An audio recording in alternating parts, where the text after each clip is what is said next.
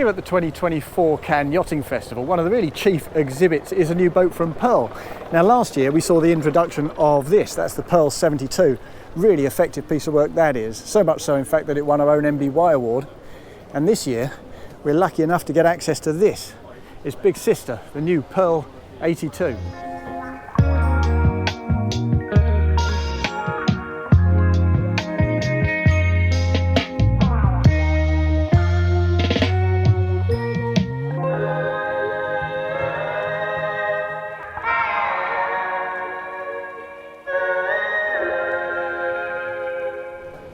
Now, given that we get access directly to the back end, that's exactly where we'll start. And it all begins with a really good size of high-low platform. Now, the beam here is in excess of 20 feet, so there's plenty of space there. Even more space, though, inside that tender garage. We've got space not just for a Williams 395 on the starboard side, but also a Sea-Doo Spark directly next to that. So that's particularly cavernous. And here, in this particular configuration, which is known as the Riviera layout, we get really good interaction with the water, so the sunbeds extend aft over that platform. We also got a couple of drop-down bulwarks here, expands that beam just a little bit more. They're not particularly long, but certainly big enough, as you can see, for a couple of people to sit down and enjoy a drink. And even when they're shut up, as you can see, we've got side gates on both sides, so that's particularly practical. But they also do a veranda layout where you sacrifice this and have a more conventional sort of cordoned off cockpit with seating up here in the cockpit deck and a slightly more separate section down below for water sports. We'll carry on in this cockpit. What looks like a wet bar over here on the port side is in fact rigged as a nice deep voluminous refrigerated chest for champagne. Plenty of space to stand those bottles upright. And there's a little space underneath for a bin, as you can see, but I'm sure if you ask, they'll spec that as a wet bar for you. Over here on the port side again, we have this, which in spite of its very narrow proportions is your third helm. Over here on the port side with a pair of throttles, your thrusters as well, a little bit of switch gear. And ahead of that, we have access to the crew quarters. Now that makes good sense, as we'll see in a second if we climb straight down in here. Access is pretty tight. I'm not a big fella, but I feel my shoulders rubbing on both bulkheads at the same time at that access point. And when we get down here, we've got a pair of bunks on the port side there. Inboard of that, we've got a neat little breakfast bar. We've got a fridge down here, I think. Yeah, a good size of fridge, and up top a microwave, some good high level storage, and a really good spot for a couple of people to sit and take it easy. Over on the starboard side, we've got a single cabin there with a TV at the foot, more high level storage, and really generous light and an opening porthole there, extra bit of storage there. Very decent effort that is for a crew cabin. Again, inboard of that, we've got the bathroom with a separate shower and a rain shower. Really decent size that. You wouldn't feel at all shortchanged if you're the crew of this boat. And of course you get direct access, if I can do that the right way, to the engine room. We'll step straight in there now. Sorry about the ambient noise, we got the fans here going just to ventilate this space. But as you can see, when you come in here, we got a pair of big MAN V12s. You can have 1650s, 1800s or 2000s for performance of between about 25 and 32 knots, which is quite something for a boat of this size. But as you can also see, those tender garages we looked at earlier do have an impact on the space here. So we've got a V, a longer, deeper V on the starboard side for the Williams tender, and just here a slightly smaller V intruding on the space a touch for that Sea-Doo Spark. So if you want to head aft and check out your generators, we've got a pair back here, or your steering gear, you do have to get on your hands and knees. Nonetheless, the footprint's pretty good. And if I head back forward, you'll see we've got the battery bank over there on the port side, a ladder to access the cockpit there, and over here on the starboard side we've got some Sleipner equipment, and that's the hydraulic gear for the Sleipner stabilisers that are fit to this boat. Really impressive crew quarters those, and particularly so because they're perfectly positioned to separate the guest accommodation from the noise of the generators and the engines in that engine room. So that makes loads of sense. As you emerge onto the port side deck, this makes sense too. So this, of course, because it's curtailed, is a crew route, and we have a door up here that leads in to the galley. Now that's locked and I can find no way to unlock it, so what we'll do is make our way round into the saloon and check it out from there. As you can see, the doors open very wide indeed to integrate the two spaces, and they are pretty much single level. And what we get in here are floor to ceiling windows and cutouts in the bulwarks, just so you can get better views from a seating position. Lots of freestanding furniture, it's very casual, and a dining station further forward that butts up against that three-man bar. Got a TV mounted on the slats on the starboard side. A little bit more high-level storage, more freestanding furniture. And if we head past the bar and round to the port side, here's the door I can't open, and here's the galley that that door gives you access to. Very well featured indeed. We've got an enormous fridge here at the leading end. We also got a freezer compartment down below, as you'd expect. Lots of work surface, lots of storage, a couple of ovens there, a sliding door, so you can cordon yourself off from the main guests. And this is quite neat, we've got an extractor fan actually built into the electric hob, so that we don't need to obscure your view with a high level one. And let's head back out of there and walk further forward, again around these little slats. They kind of delineate the spaces but don't actually separate you off. They don't block your view, so the views keep coming. It's a neat way to do it. And we head further forward past this stairwell that takes you up to the lower helm. We'll have a look at that in a second. But first, here's our day heads. A decent size and reasonably private too. Good bit of separation from the seating areas further aft. And if I walk forward on the starboard side, where we find ourselves in the owner's main deck cabin, and this is a very neat space indeed. So on the port side, as you walk in, there's a huge walk-in wardrobe, lots of hanging storage and a safe. On the starboard side, we have a little dressing table with its own little pull-out stool.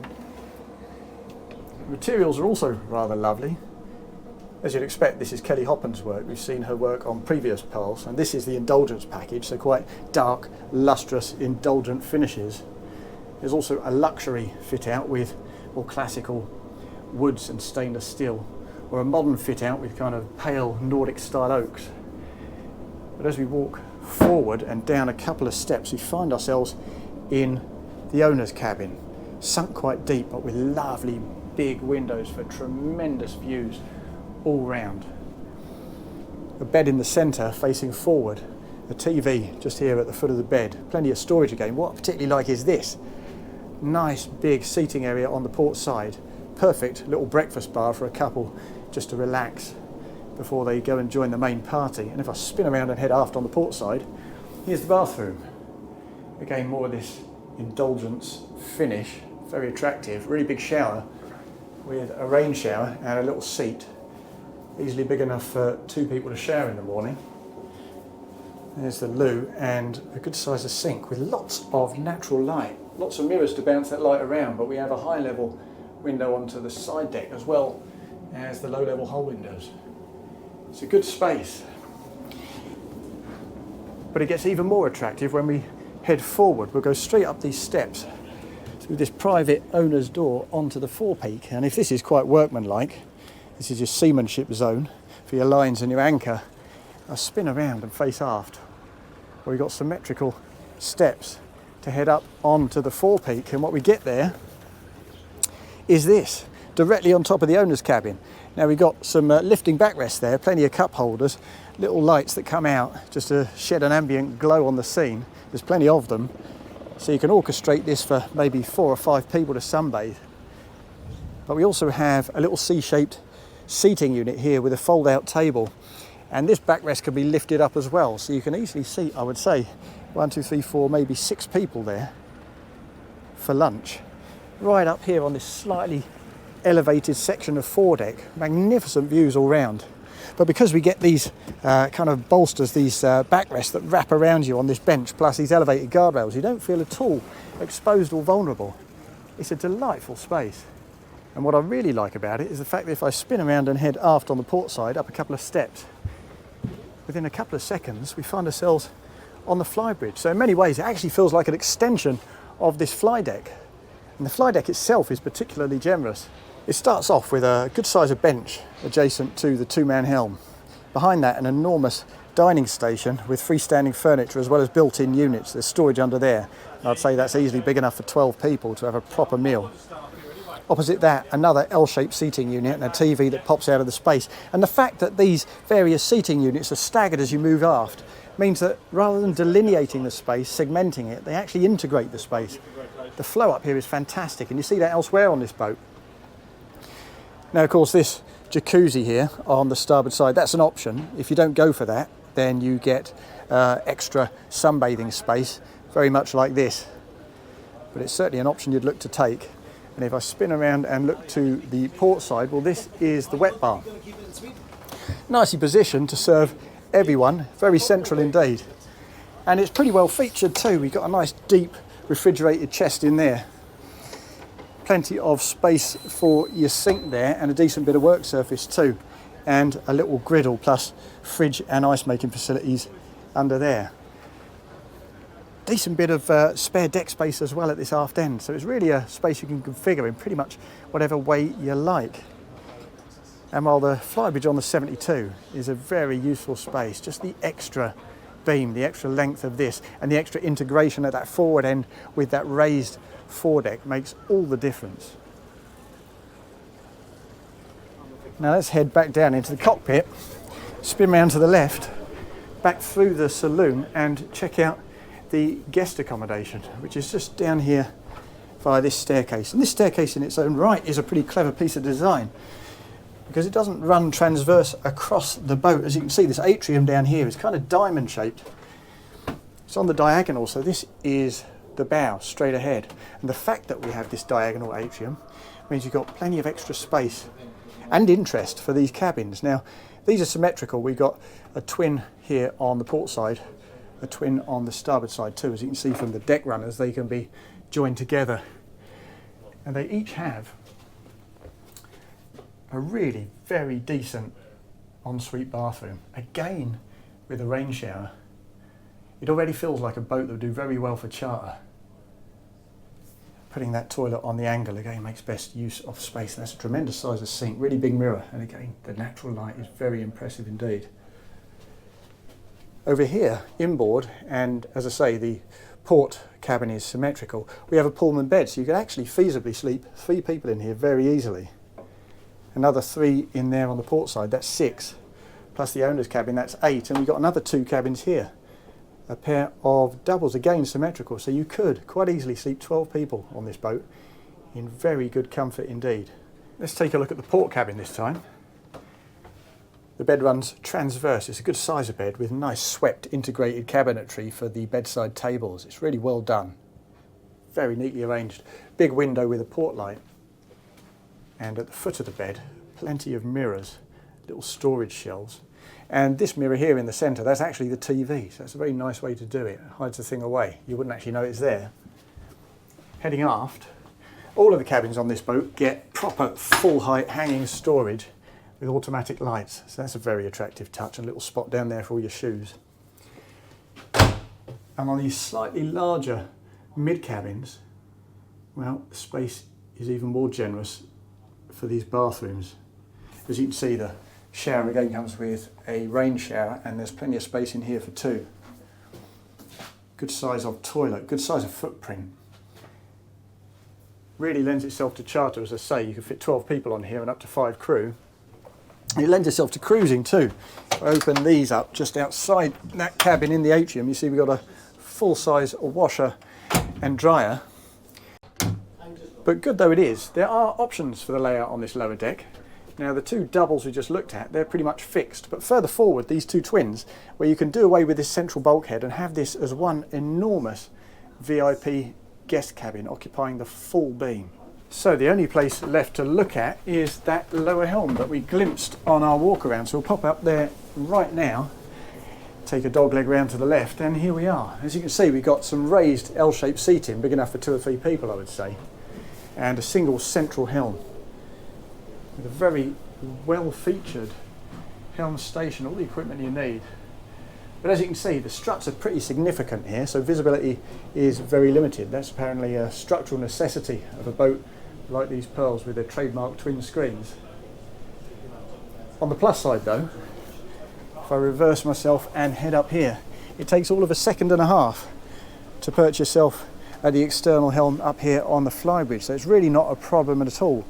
And in any case, on a boat that offers so much as the Pearl 82, something has to take the hit. So if it's restricted to crew spaces like the engine room and this lower helm, then that, you have to say, is a pretty good compromise.